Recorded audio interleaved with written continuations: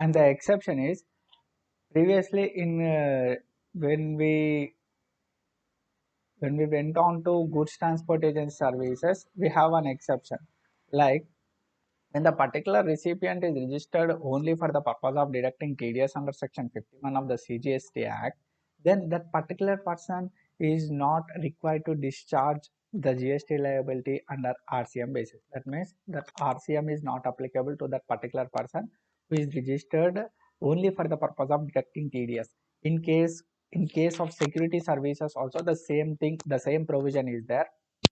When here the who is the service recipient, any person located in a taxable territory, that any person is registered under CGST Act only for the purpose of deducting TDS under Section 51 of the CGST Act 2017, then that particular person is not required to discharge GST liability under RCM basis. That means it is covered under forward charge. Normally forward charge means if that particular service is not covered under RCM basis, means that particular is entirely exempt under GST. No, that is not the case.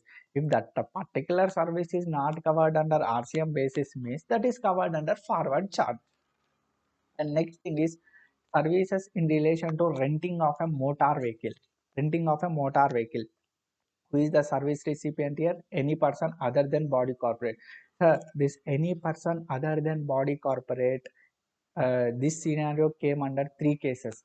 First thing is in case of uh,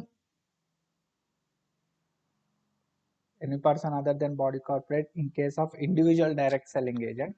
Individual direct selling agent, services provided by an individual direct selling agent other than a body corporate partnership firm or LLP. There any person other than body corporate partnership firm or LLP. Any person other than a body corporate partnership firm or LLP. Here any person other than a body corporate.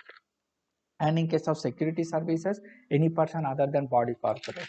In case of service relation to a renting of immobile property, renting of a motor vehicle, any person other than a body corporate.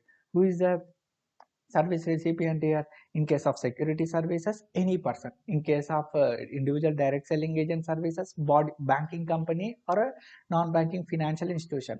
Individual direct selling agent, who is a service provider? Any person other than a body corporate, partnership firm or LLP. Service recipient, banking company or a non-banking financial institution.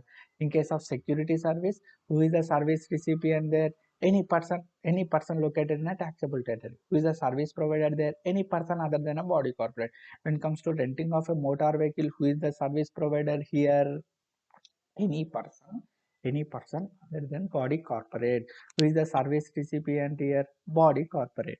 Okay, sir, what is the service he is providing? That means service provider is providing. Service provider is giving his motor vehicle on rent basis to the body corporate.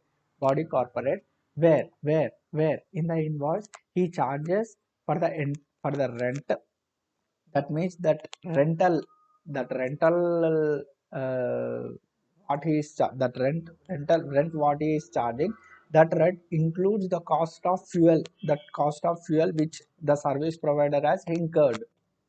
That means the service for which he is providing, that means transportation service, and that renting of motor vehicle, that means driver, he is giving his bus on rent, and that particular service provider is charging to the body corporate the rent, that means the driver salary or something, and the cost of fuel which the service provider is incurred, the two he is recovering. That means that cost of fuel is also, you need to remember here that cost of fuel is also, if the cost of fuel is also uh, included in the particular invoice which is given to the body corporate, then that particular service will covered under RCM. And the last type of service is services of lending of securities under securities lending scheme. Who is the service provider here? Lender. Who is the service recipient here? Is borrower. Who is the service provider? Lender. Who is the service recipient? Is borrower. Okay, these are the particular type of services covered under RCM. Okay, you need to check whether a particular service is covered under RCM or not. You need to see three things. First one is who is the service provider. Second thing is rate of GST.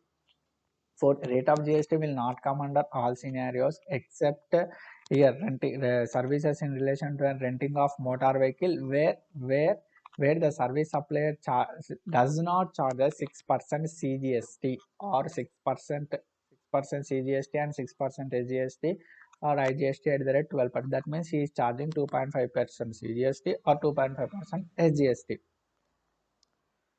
2.5% GST or 2.5% GST he is charging. And in another case, in case of goods transport agency, where the goods transport agent is not charging CGST at the rate CGST at the rate 6% or SGST. That means he is charging CGST at the rate 2.5%, SGST at the rate 2.5%, or when comes to IGST, he is at the rate 5%. Only these two goods transport agency services in relation to renting of a motor vehicle.